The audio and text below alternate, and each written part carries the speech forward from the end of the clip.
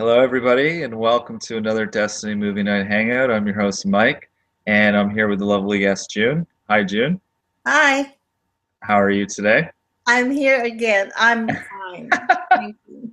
It's wonderful to have you here today, and I'd just like to extend a thanks for picking the movie today, Julie and Julia.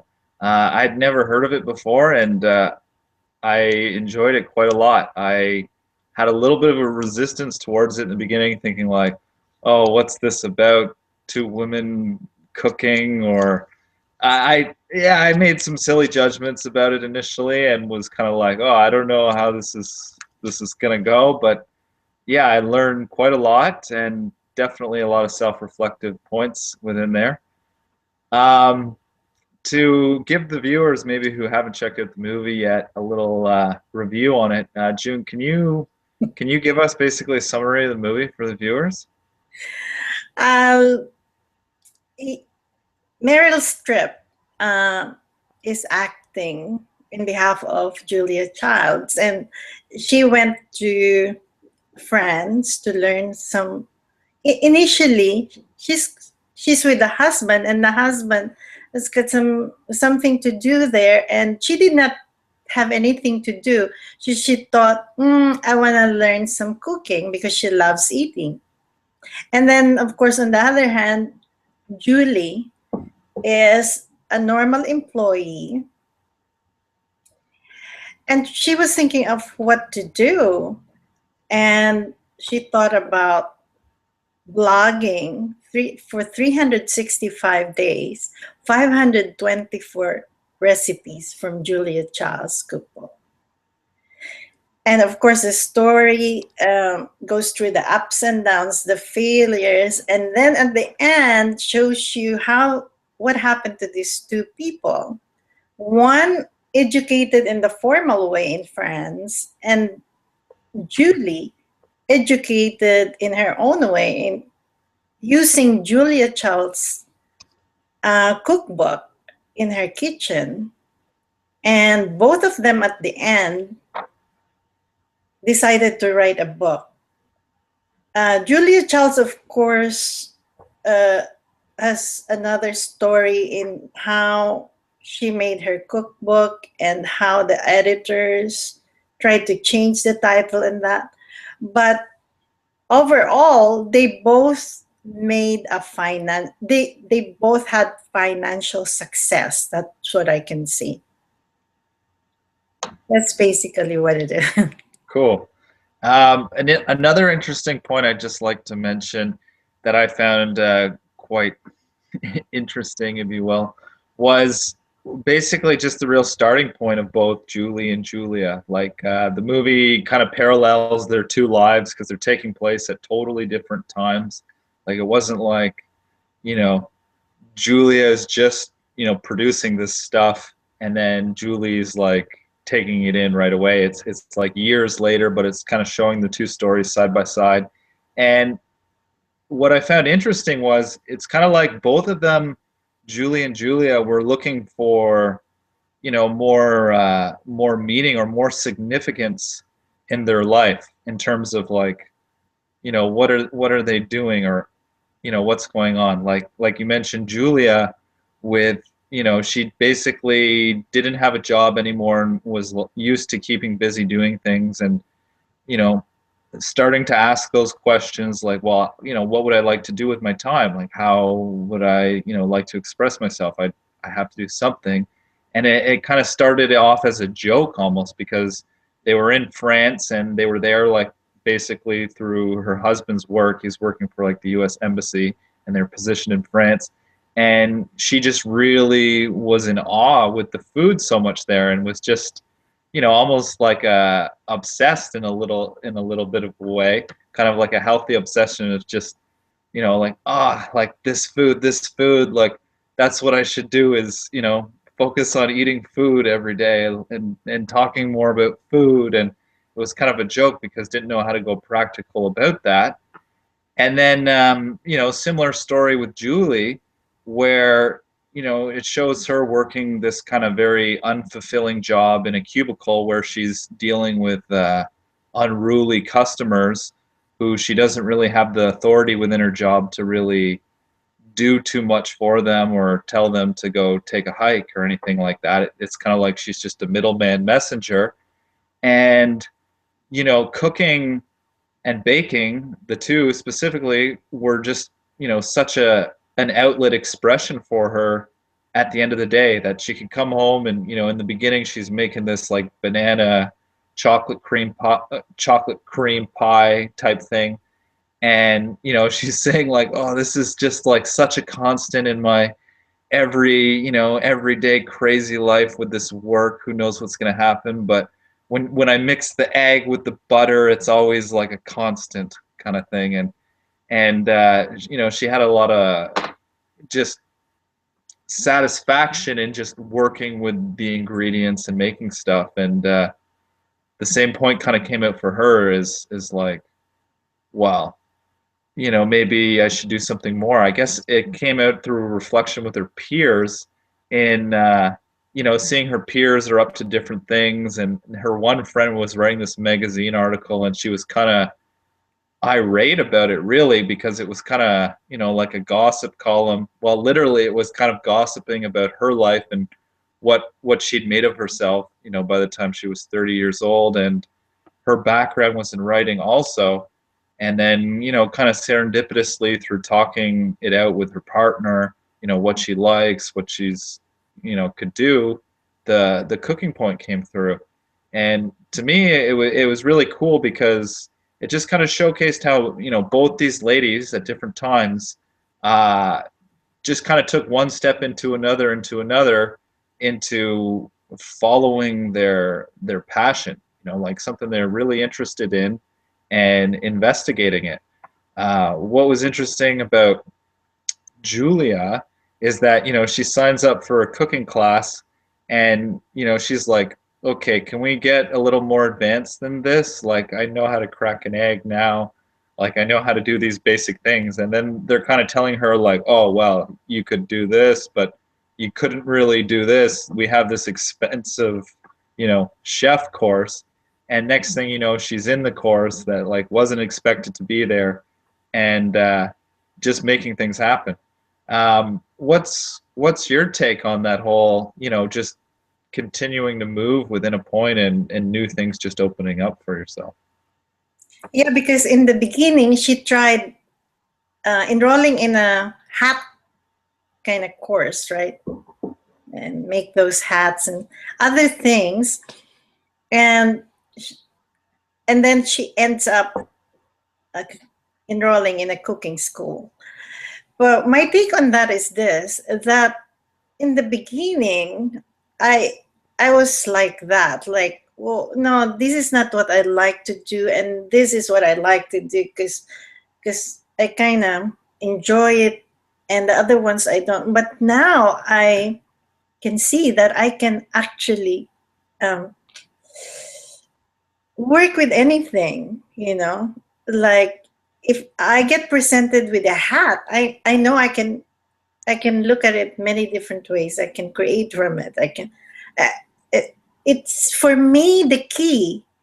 It's not just what I love to do, which is cooking, but of course if I have skill in that and I can impart it to people and I can benefit my life and become an example to them, yeah, but not to a point where, yeah, I was just destined to be this cook, and I would like to cook this beef bourguignon, for example, because I don't know how to do this. So it's kind of limiting, but of course, just answering your questions. But if I expand that question, I will go into, yeah, but how should you present uh, a course to someone who wants to learn it? You know, so if expanded, I will look at education in this movie too. That's an interesting topic there, Jim, because I mean, if we look at the two main characters in the movie, their process in which they came about the same or similar results in terms of they're presenting, creating the food. Their processes were a lot different, but at the same time very similar.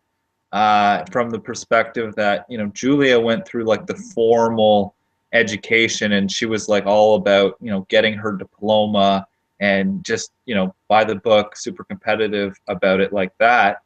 Whereas Julie, it was it was so much more. Well, she was being taught by Julia, but it was just through, reading and taking it in herself. Like she didn't have a teacher grading her per se, other than maybe you could say her partner or her peers, who she'd often have like dinner parties for, and they'd be like, "Oh, what do you think about this?" And so, I mean, in a way, she was kind of getting graded through her peers, but I mean, Julia was getting that the same way. A point of similarity I see in the two methods of learning was, that it was both of them were very much like self-driven, self-directive within the point, from my perspective. Because if we look at, Julia, it's kind of like in the beginning, she's in a class, all of men, and they're like predominantly French speaking. She's predominantly English speaking, and she's just like of the attitude that she's not really intimidated, or she is intimidated a little bit, but kind of just rolls with it, and realizes like, okay, first day they're cutting onions, and she's like the worst. She doesn't really know how to hold the knife, use it properly, and so she takes ownership in that point that she's not very good at. And you see, next thing you see, she's at home and she's cutting up so many onions, just like practicing the point right away.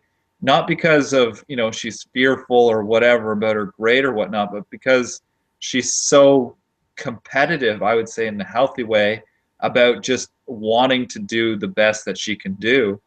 And so, she used like her peers as just like a point of competition, and just kind of, I think, really enjoyed the process in which she was walking. Like, if I were to describe Julia, I would say, her general like demeanor is like very jovial, like just very, like a strong exuberance about her. Um, where I wouldn't say that I got that same, exuberance per se out of Julie. Although, Julie, it was becoming like a real passion for her too, and it's kind of like you could see her becoming more alive, because she was just kind of directing her movements, and making a lot happen for herself within her limited window, which is a pretty cool perspective to take away for Julie, because Julie was also working a full-time job. Like when we're seeing Julia, she's basically retired. Well, she's doing the cooking school, which is taking up a lot of time, and she's in her relationship. But yeah, Julie has like arguably like a more stressful life, and she's managing to create this time and space to learn these new skills, and share them at the same time. What's your take on, or what did you want to say about the whole education process? Like, I know you personally have been walking a cooking, baking process yourself. Maybe you'd like to get into that specifically as well for the viewers here today. Well, if I put my shoes in Julie's shoes, I can see where she's coming from, because I have been there. Like getting into raw food, for example, I didn't know how to do raw food. So I looked at different cookbooks and I learned slowly and was able to develop my own raw food to nourish my body. And then I started looking at, hey, you know what? They're all blogging about this.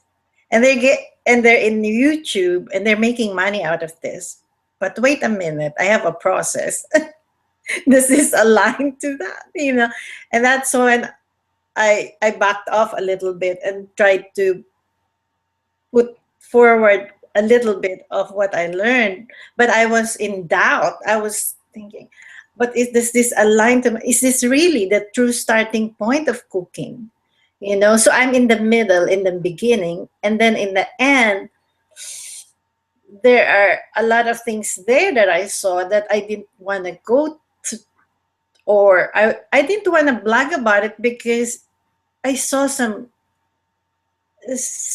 some some pitfalls there where if I do it and others do it too, it can lead to not the change that I wanted in this Can, world. can you elaborate on that a little bit? All right. Well, let's say the raw food. Yeah. So I looked at it, and in the middle of it, I was diagnosed with cancer. I mean, there is something that I'm doing that I thought was healthy, and then suddenly and so I was, this cancer actually helped me look at what I have missed. Sorry, June. Can you just repeat that? Cancer. What? I was Just diagnosed you were diagnosed? with cancer in the middle of a raw food diet. Oh, I didn't know that. Yeah, that was 2008.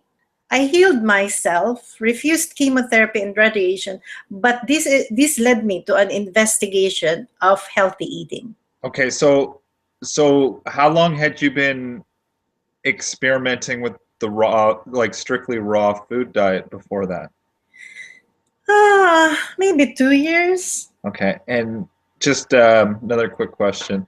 Was the raw food point just kind of, seeing that as like, okay, this has got to be like the best way to eat, if it's Yeah. just like pure, just raw food, like natural Yeah. way to be kind of thing? Yeah, and also the taste of it. I never got introduced to the taste of raw food that way, where when you combine different kinds of raw food and put some chocolate in it, it becomes a dessert like cashews. When you food process it with, let's say, for example, walnuts and dates, when you process it in the food processor, it becomes a brownie. And I thought, oh my gosh, I missed the whole thing. And I become so awed by it, mesmerized to the point where this is my trophy. If I learn this can be my window for success. Make some raw food um, recipes and make a make a recipe book. And that's what I did. And guess what happened? Just like Julie, I made mistakes. I was like, remember when she drops this chicken to the ground, Yeah. and she committed all these mistakes, and because it's not mine, I was trying to fit in a world that is not really um, my own. It I'm completely lost, and I'm trying to fix it. I'm trying to fix it. And if you investigate my cookbook, I'm pretty sure some of my friends bought it, and they can tell that there is one or two, there's something there that's like a little bit questionable in terms of um, palatability. Number one, because that's where uh, like that's our starting point for buying a cookbook. Is it tasty? If it's not tasty, but then I saw in the middle of it, it's not taste anyway. If it's nutrition, what do I do? So I'm in the middle. I'm in a doubt creating a cookbook because I know that at that point I was investigating because of the I process. Remember the process, and this process pushed me to a point where I saw, well, if it's not nutrition, they say it's nutrition because we're using raw food, unprocessed food. But then when we combine it, we are after the taste. It's not purely nutrition. So I'm in the middle of this doubt in my mind when I created it. So I would like to actually make a new one and give the people the new cookbook after I realized what I realized. And then I have another quandary now. Like, I'm questioning, well, what will I put in this cookbook when I realized that everything that we do is not really how we should do it. And now I'm in a big, you know, but this catapulted my process. This process of, you know, learning what is best for all is like a doorway to creation that is continuing. And as I, yeah. Interesting. So, so basically, just to give me a little more clarity on your story here, um, you were diagnosed with cancer and you were prescribed chemo and you opted out of the traditional sense, and you were in the midst of like exploring your food relationships, your diet, and experimenting with like different combinations of raw food, realizing that you could make tasty stuff. It didn't have to just be like bland, like raw foods, like by themselves. Um, and would you say like how did that go? Basically, so you just like did you make a change within yourself just about your relationship to eating food, like your starting point with food, where it was, I don't know, was it more of a like a self-expression, would you say, or like tell us a little bit more about that process. When cancer knocked on the door, Yeah. I was like, I started questioning everything. And it did not only change the way I look at food, it changed at the way I looked at, um, you know, disease and why it's there. Because when it knocked, suddenly I'm in fear of how I will look without one of my breasts. Like, then I don't become a female, but what's a female? You know what I mean? And I started questioning this, and I started opening things up. And so now that's why now I say cancer is my best friend. How else can I say it? Because when it knocked on my door, I started questioning everything, including the way I cook food or not cook food according to the raw food people. But I realized raw food is still being cooked because we're using dehydrators. The sun is cooking the fruit on the tree. I mean, Totally, totally. That's that's a funny perspective for the raw foodist of don't cook the food, don't cook the food is, well, what do you what do you call the sun? The sun's heating things up all the time. That's funny. I never there was heard actually that's a yeah, debate. it's There awesome. was a debate done by a raw foodist and a Okay. vegetarian Yeah. who's cooked vegetarian, right? And I looked at it.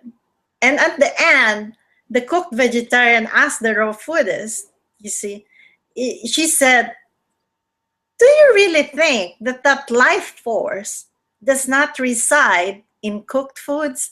And she was like taken aback, you know. But this is a woman who who is the one of the pioneers in raw food. So, but you can feel the changes. The body can actually feel the changes. There are, you know, you you feel that your body is kind of lighter, and I looked at it, and I can see now clearly that it was not because of raw food. It was because of the processed food. It was because it was unprocessed. But still, the way we put it together is questionable because we are after the taste of it. We like to make walnut date brownie. That Yes. sounds pretty good. Yeah. That's really cool. So so is did you find in your process investigation with food, and it sounds like you're still very much within it, busy within it, um like do you enjoy like do you like have you combined basically your sustenance, like your nutrition, with your sweet, as well? Like, or, like, do you see validity in that, or is it just kind of like it's, like, tell us more about that. You see, I will answer that question not head on, but I will say this, that taste has actually played a big part in the way we see food. And um, if we push ourselves to look at food differently, other than taste, we will see that it's simpler than what we think it is, and that the food industry is a consequence outflow of taste. Interesting. And to change the food industry, we will have to look at taste, and in the process, we will have to acquaint ourselves with different tastes and how food really tastes, rather than our normal concept of breakfast, lunch, and dinner. It has to be like this, and I like Chinese today. Oh no, French tomorrow. I would like to try that cuisine, and that's what food is to us. So we are now going into the dimension of imagination, the different things like culture. Oh, where is food there? What is food really? And we miss that now. And so we're having the consequence outflow, which is illness. And we hated that. And so we put our finger on someone else. Must be the food industry, must be the people who's manufacturing processed food. These are just consequence outflows of our own way of eating.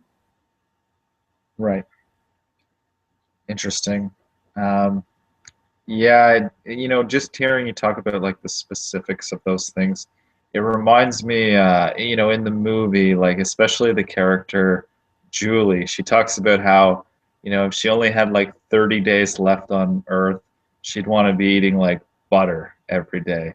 Just, just like butter makes everything better. And it shows, her first number of dishes and centered around like lots of butter being in there. Do you have a special relationship with butter? What's your Very butter interesting relationship? that you mentioned this, because butter is key in French cooking. Okay, Um, so to make food taste good, you need butter. That yeah, fatty taste there gives you right. beautiful feeling of comfort. So, but butter isn't that really.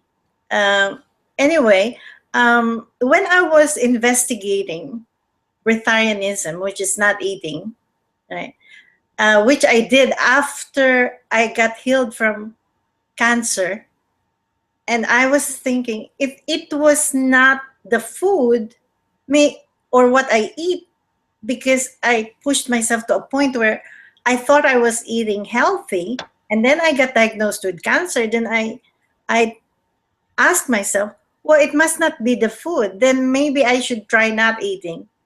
But I do not advise anyone, to even look at this, because this is dangerous for your health, and that is my warning to everyone. But what I realized is, when I did that 3 day not eating thing, is that my skin was so dry that not even moisturizers can um, can work or will work. So, but when I tried butter on my skin, it worked wonders. And I thought, well, hang on a minute. If I put butter on my skin, what will they say? How would I smell?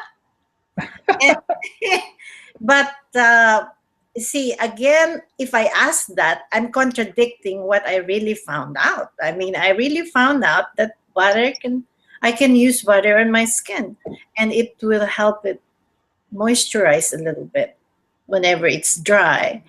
So, um, what I found out can be overridden by what I fear to do because of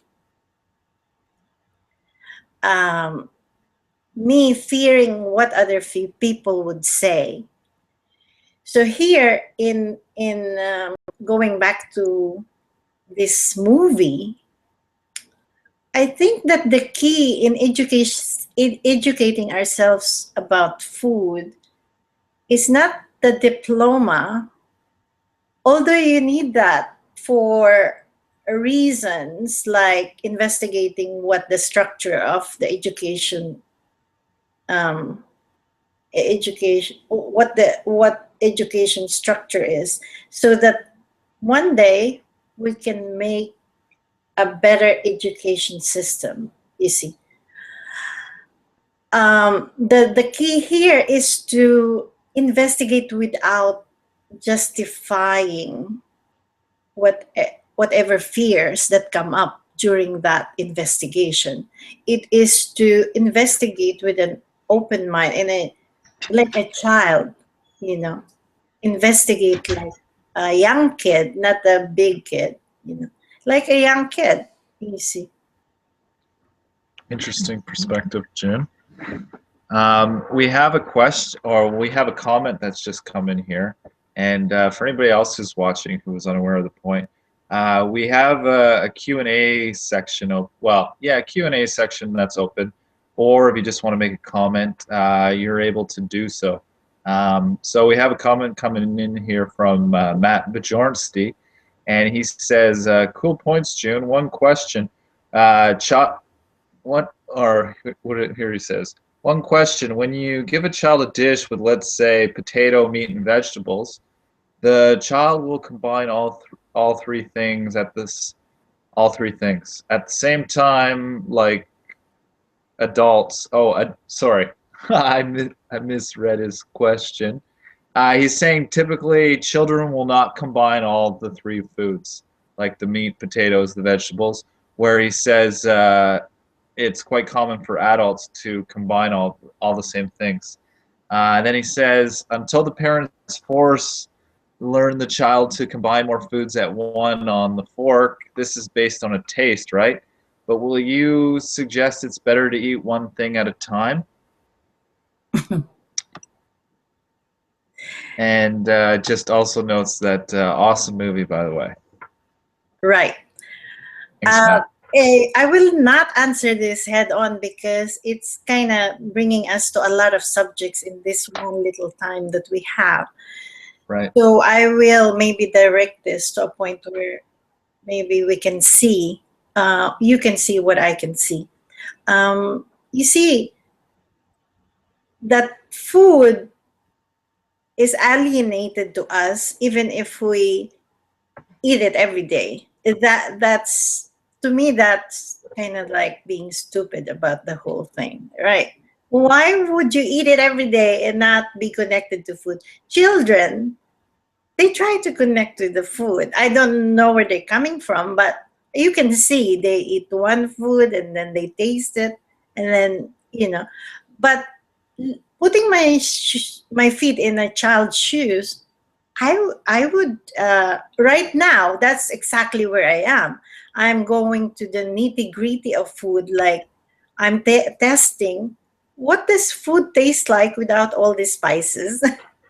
And so I ate a salad without dressing, and I said, I'm not so used because I'm possessed by taste because I'm in the food industry because I love taste. Basically, I created the food industry. Now, I don't think that one is good and the other is bad, but we should know where we are at. We should at least be aware when we combine these different foods and put spices on it or in it, that we are actually doing that in awareness. Like we went after 3 days of investigating bland food, we went to a Mediterranean buffet. And I was able to really taste uh, what the spices they put there. And I'm more enjoying the food rather than just saying I love Mediterranean cuisine. That is that is me without being aware of what I'm really enjoying. I'm really in my mind trying to compare the taste of Mediterranean food to to the taste of Asian food or to the taste of American food, and I'm not really here enjoying the different taste of these vegetables. So I would advise for us to taste food in awareness. Cool, Jim.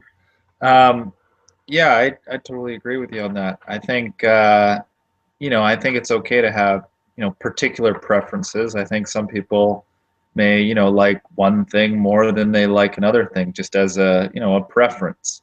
If, you can only eat so many things at a time, there's so many things to eat here all the time. It wouldn't be practical to be eating nonstop all the time. And just like with regards to whether, you eat the foods like separately or you mix the things together, I think both points are cool to play with. It's just like playing with it and see how, you like it best, basically. Yeah, like you're saying, I think that's a big topic in and of itself. But really, what it comes down to, I think, is just so much is like our starting point relationship in being here with what we're doing and just kind of being open about being here with what we're doing. As you say, our awareness. June, another point I want to touch on with you here is the writing point.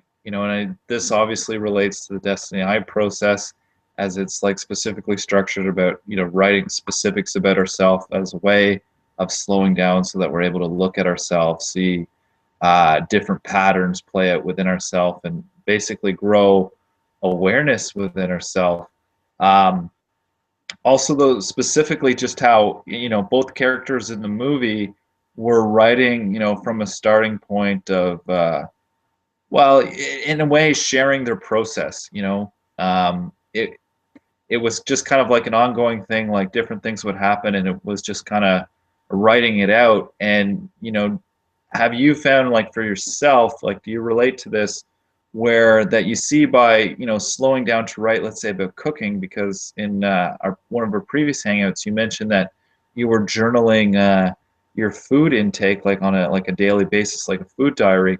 Have you found that that's like aided you in developing your own awareness and basically, yeah, like has that garnered an awareness for you in terms of like developing your relationship with yourself and the food that you're eating? Yes, definitely. But I would suggest for everyone to get within themselves and not copy me, but rather look at it from a common sense perspective. What is commonsensical for you to do at this point with regards to food? Because I did it from that perspective. Like at that point, I grew to about 155 pounds. And even when I was pregnant, I only went until 140 pounds, you see. So you can see that after I was healed from cancer, then I tried breatharianism. And when I embraced meat, I grew fat. I can blame meat at that point, right? I can say, "Oh, I told you, that's why I went to raw food. This meat is so making me fat." No, but I realized what is making me fat is this all this information that I have about food that is now undirected. And I realized through this writing it down that I'm not really even aware of what food I eat. What did you eat yesterday, Mike? May I ask? What did what did I eat Yeah. yesterday? Uh, I had some chili I had some toast with the chili. I had Coca-Cola. I had a turkey stew. What else did I have? Oh, I That, had some oranges. right. Yeah. That's good. But now, And yeah, okay. now you were given time to actually look at it. You can look at it, right? Right. But otherwise, after a week, you would forget about it. Correct? Um, yeah, it Or would be maybe, less obvious to recall immediately. Like if I'm to think back about, the previous week. I mean, I think I could jog it if I did it, went about it in like a systemic like way, like using like a different tactic to jog my memory, if you will. Because I mean, I did do it. I did participate in those moments. So I do think that it wouldn't be, but it's like, yeah, spitting off the top of my head like da da da da da da da da this. No, it's not, it's not firing up in my mind immediately. right. And so it gave me that space to actually look at what I'm eating when I'm eating it. And for me, that is the key in looking at something, is that that awareness is there. And also, what is going on? Like, I looked at my weight and then my food that I'm eating. And instead of blaming the fat in this meat, I got to look at the portions. For portions does matter. So it's not the fat, it's the portion of fat that I eat.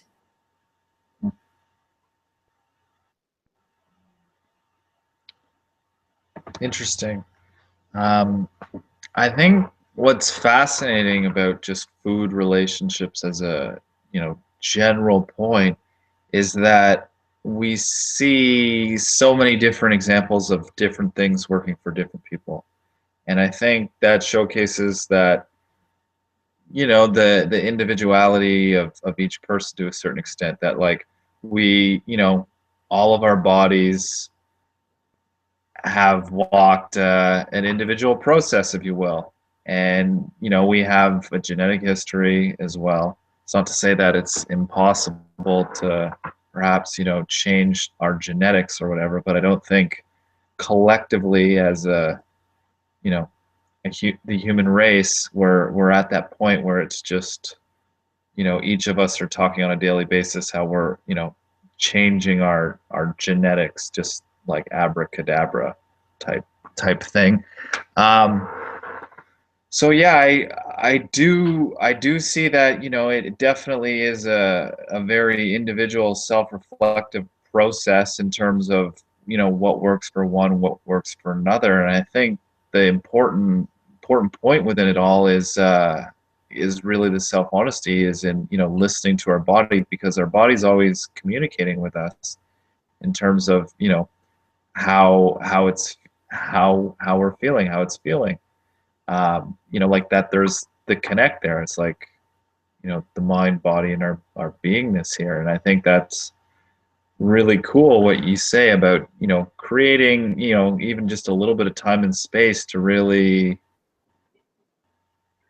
take ownership, take authority for ourselves here as the starting point, regard for, our food intake, our nutrition, that it's not just something that happens every time, you feel like the rumble or whatever. It's just shove stuff in, whatever. But really developing a sort of intimacy with the fact that like all the things that we eat come from here. It is a reflection of ourselves in so many different ways. Um, this, to relate this to the movie, I think, this project that Julie undertook was a pretty cool thing. I mean, it was a pretty demanding thing in that, she what did she make? She made like 500 and something different dishes in a year. Um, that's like a lot of new creations for her.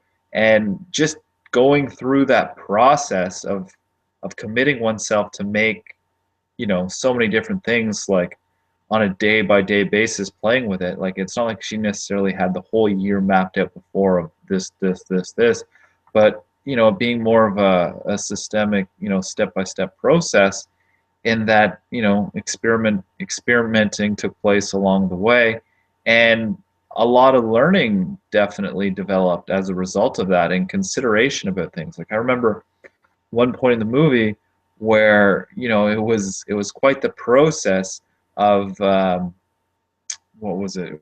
It was making like a certain kind of egg, like a hard boil. Was it a hard boiled egg, June? Do you remember that part? No, that's poached egg. Ah, poached egg. Yeah, I knew hard boiled didn't sound quite right. But that was like quite, this one point, and I think it's reflective to each of our processes in so many other ways. Uh, you know, More than just, well, or beyond just the egg point. Not to take away from the egg point in the movie, but just seeing how we're all walking different relationship points at any given time, and that by really engaging within the particular point that we're working with, trying to figure out, participating within, there's so much that we can learn within that point. Like that point in the movie with her with the egg really kind of like blew her mind in a lot of ways. Like she she had no idea what she was missing before, and yeah. Right. Mike, can I do this rap quickly? Yeah, absolutely, June. Julie and Julia is a movie bursting with lessons as feelings and emotions change when two women do not know what best to do, with little confidence in they what they do or not do. With the aid of their husband, they were able to push through, earning a diploma and a book plus a movie to boot. The story ends, success declared. What is there to learn?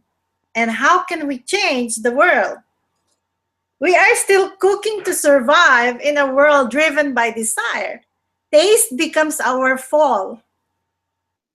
I stand as the director of the movie and see I can change the plot, you see.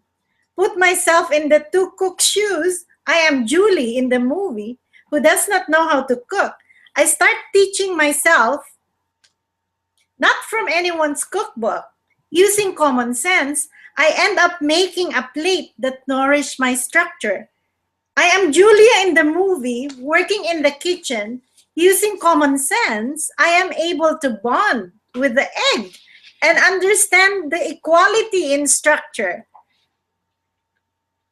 Educating myself, I come to the conclusion education is giving to ourselves what we need to know.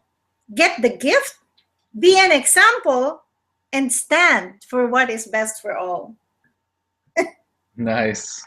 I really enjoy this thing. That's fun, June. It's like your raps are your own sort of recipe cookbook that you make Yeah. up as yeah, definitely a fun way to play with.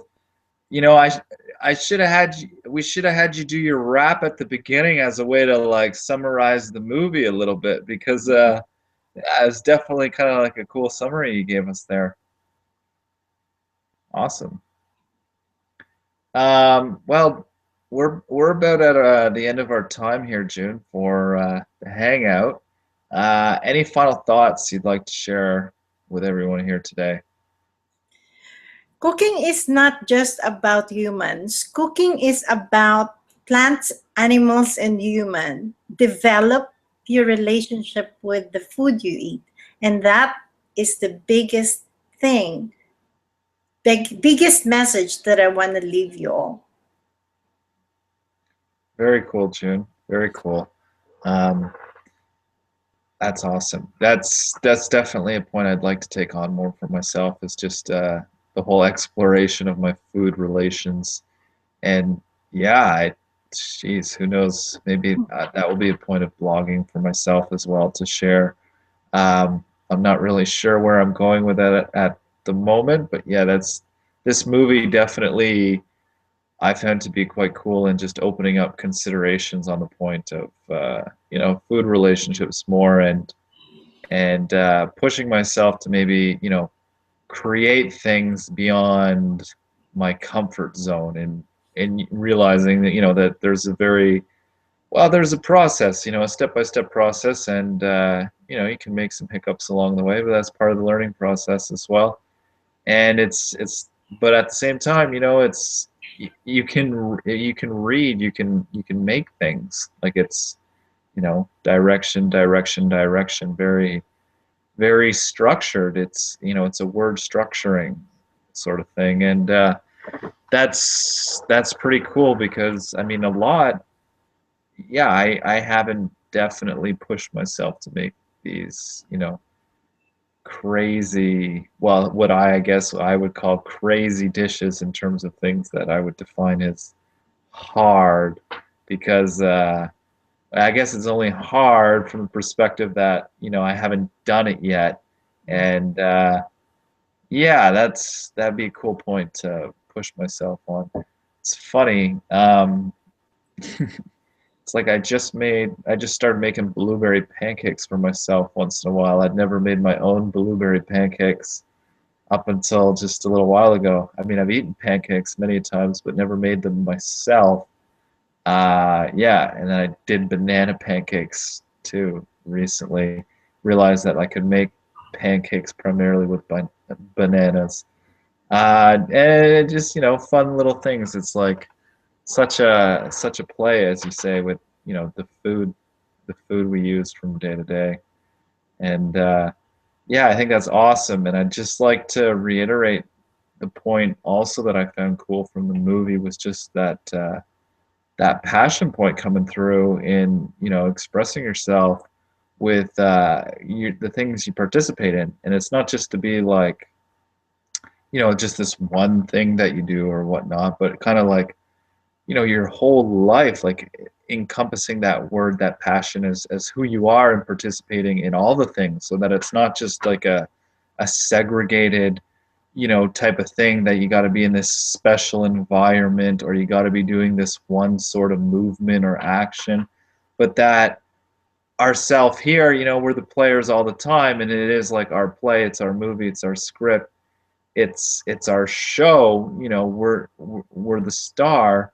I mean, everybody's the star. We're all playing the role, and so just that moment to moment movement of ourself here, is a real treat. I'm just seeing more and more, like a nice dessert or a cool drink or a salad, depending on the weather of your appetite on any given time. And yeah, let's take her to there for today, everyone. And yeah, thanks for tuning in, June. Thanks for being here, Thank you. and everybody who tuned in live, and everybody who's watching. Thanks for checking out. And we'll be back again next week. And the movie at this point is a surprise. Always, we encourage you to write in any requests that you may have. Awesome. Thanks, everybody.